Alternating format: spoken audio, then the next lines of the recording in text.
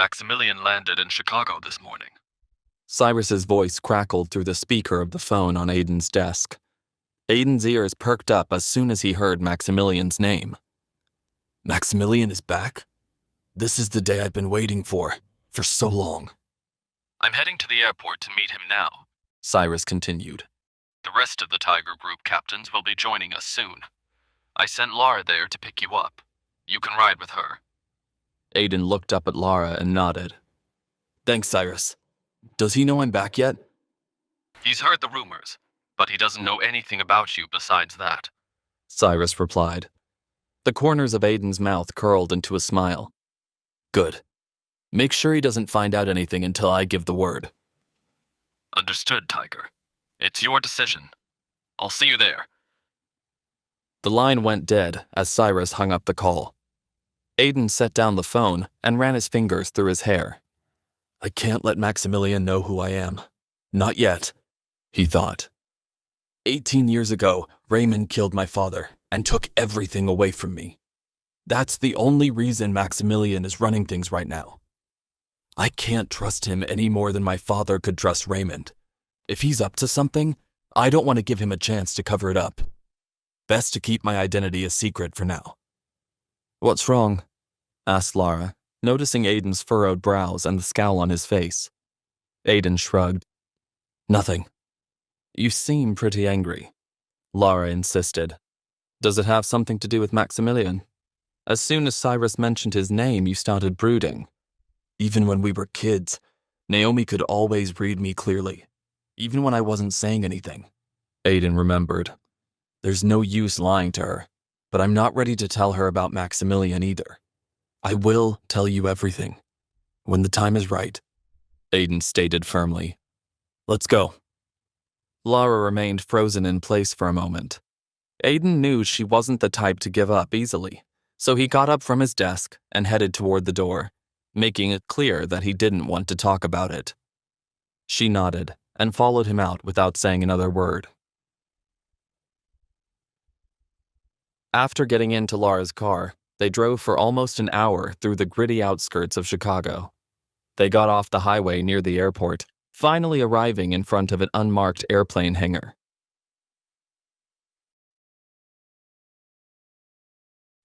What is this place? Asked Aiden. Lara pointed to the building. This is the hangar where your private jet is stored. We also use it for Tiger Group meetings, occasionally. Aiden's mouth fell open. I have a private jet? Why didn't anyone tell me? Lara tossed her hair back and laughed. Of course you do. You also have a yacht, a helicopter, some private islands, and many other valuable possessions. You're one of the richest men in the world, after all. And now that Maximilian is back, we can transfer all of your assets back to you. That is, as soon as you're ready to tell him you're the Tiger.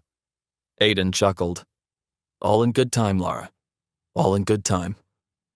When they reached the main gate, the guards at the security booth waved them through.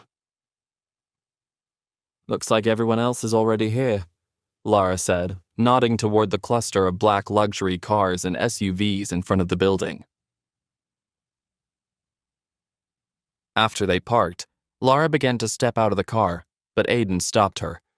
Remember, don't say anything to Maximilian until I give the word. I told you 100 times already, I won't, Lara huffed. But you have to tell him eventually if you want to lead the Tiger Group. If not today, then tomorrow. Aiden nodded. Then both of them got out of the car and walked toward the building. When they reached the entrance, Lara swiped a keycard and the door clicked open. As soon as they walked in, Aiden saw a tall, well-dressed man standing in the middle of the hangar, next to a parked private jet. The man looked down at his watch as he noticed them walking toward him. A look of annoyance flashed across his face, but he quickly plastered it over with a fake smile.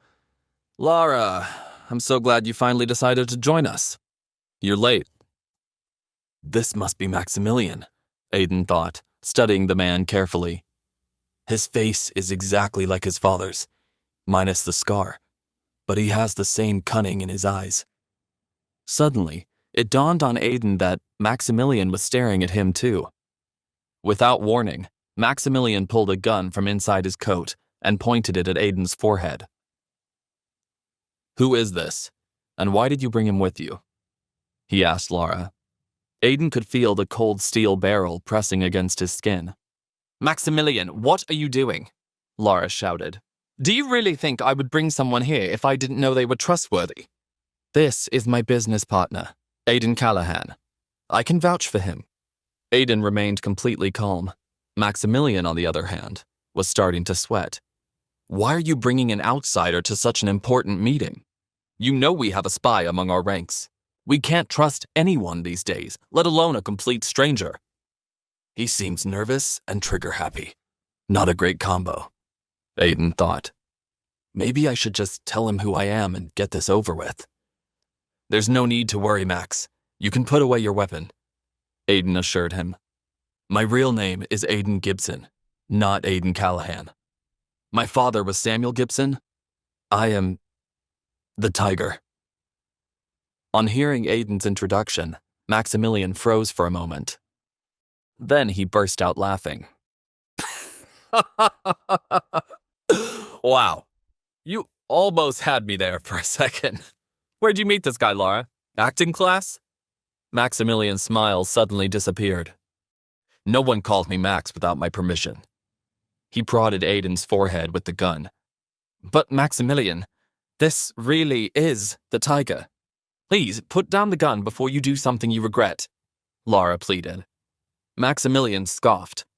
"Do you really think that I'm just going to hand over control of the Tiger Group to the first guy that walks in here and says, 'I'm the Tiger'?